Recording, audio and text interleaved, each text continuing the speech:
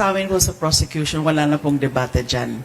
Parang pinapakita nila na authentic. Bakit sila magpapakita ng portions of the same video kung hindi sila naniniwala na ito ay authentic? But I could not go further to that, from that, because that is already going to the merits of the case. Yung ebidensya na po yan, yung pag-i-evaluate po yan ng evidence. Pero to suffice it to say na sa tingin namin ay hindi na magiging issue yung authenticity.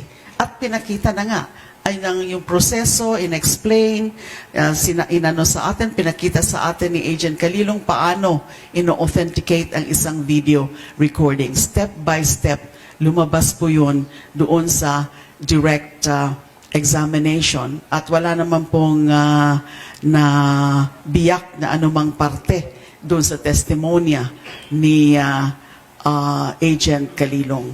Kahit po under the crucibles or the test of cross-examination, because the cross-examination is a stress test, it's really a stress test, and therefore kapag hindi bumibigay ang ebidensya, ay ito ay lalong tumitibay after cross-examination. At yun po ang tingin namin dun sa pag-cross-examination kaya Senior Agent Mark Calilong na lalong tumibay yung kanyang testimonya after cross-examination.